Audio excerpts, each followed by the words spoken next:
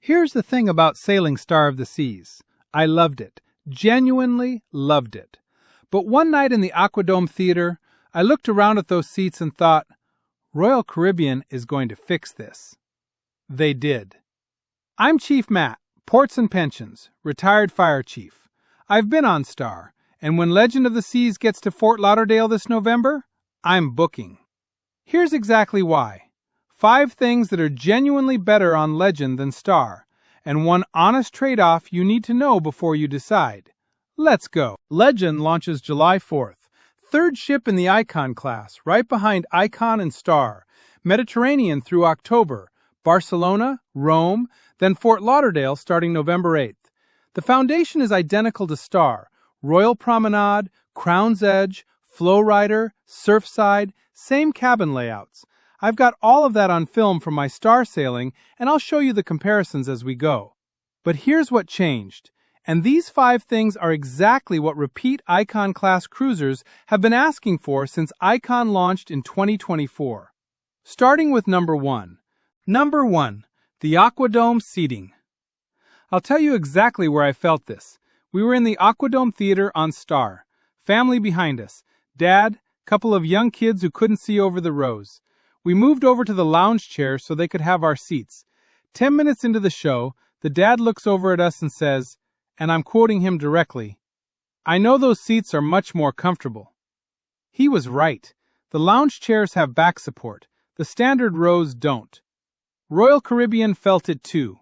On Legend, every seat in the AquaTheater has a proper chair back. Number 2. The Pearl. On Star and Icon, the Pearl is that massive 3-deck sphere in the middle of the Royal Promenade.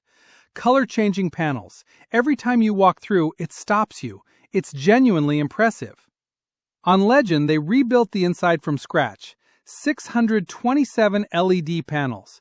Over 100 minutes of full cinematic animation playing across the surface of the sphere. Not color changes, actual animations. A completely different category of experience inside the same structure. Number 3. 2 brand new dining experiences that don't exist anywhere else in the Icon class. Royal Railway, Legend Station. An immersive dining experience built around an ancient Silk Road train journey. 2 train cars, 24 guests each, staggered 15-minute starts. Multi-course meal, live storytelling, themed cocktails, visuals on the windows as you travel from Asia through to Europe. This is specialty upcharge dining, not included in your base fare, but Royal Caribbean put it right in the Royal Promenade, the heart of the ship, so it becomes part of the atmosphere even if you never book a table. Hollywoodland Supper Club. 1910s through 1950s Hollywood cinema theme. Entertainment dining. Unique to Legend. You cannot get this on Star or Icon at any price. Here's my smart luxury take on both. If you're a one big dinner per sailing cruiser, Legend just gave you 2 options that are genuinely worth the spend. Number 4. And this one is the quiet, smart luxury win, because it costs you nothing. The AquaDome Market Food Stalls. On Star, I ate there regularly. 5 stalls included in your fare, no upcharge. Good options. On Legend, 5 stalls are new. Soulmate, Adobo, La Española, Cajun Kitchen, Simply Pressed Fresh Juice, Creme de la Crepe is staying. Korean, Filipino, Spanish, Cajun, Fresh Juice.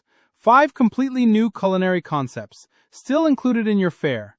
Not a single upcharge. Morning juice from Simply Pressed. Cajun lunch on a sea day. Korean snack before the AquaTheater show. That's a meaningful upgrade to every single day you spend on that ship, and it costs you exactly what you're already paying. That is smart luxury in practice. And that's number 4. Number 5, and this one surprised me when I saw the announcement. Casino Royale on Legend of the Seas is the first 2-story casino ever built by Royal Caribbean. On Star and on Icon, it's a single-deck floor. Slot machines, table games, a bar, good casino, what you'd expect on a ship this size.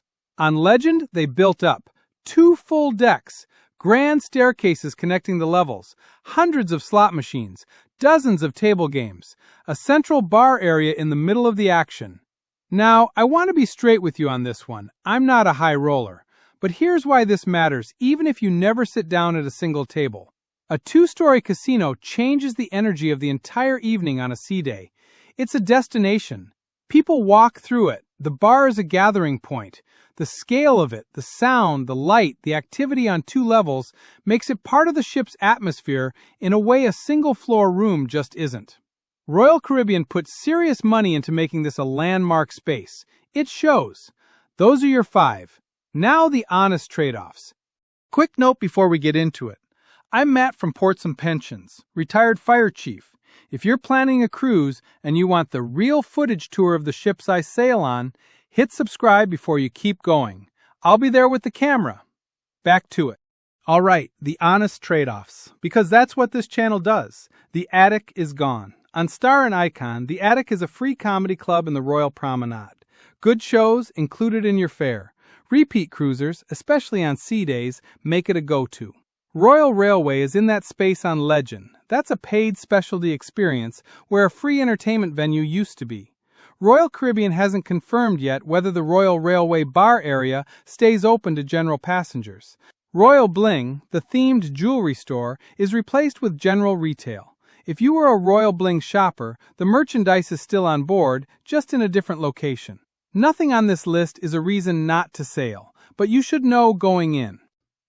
Legend finishes her Mediterranean season in October. November 8th, Naming Ceremony Cruise. 3 nights to Perfect Day at Coco Cay. That's the debut. Then 8-night cruises. Southern Caribbean. Perfect Day. A crew that's been running this ship for 4 months and has every show, every stall, every venue dialed in. Royal Caribbean is going to generate enormous demand for those first Florida sailings.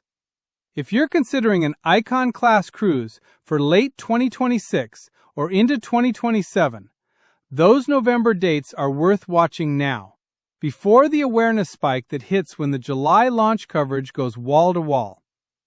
And when I step onto that ship in Fort Lauderdale, I'm bringing the camera. Tell us about your Icon-class sailings in the comments. Star, Icon, or Legend. Tell me what you've sailed and what's on your wish list. I read every one. I'm Matt. See you in the next one.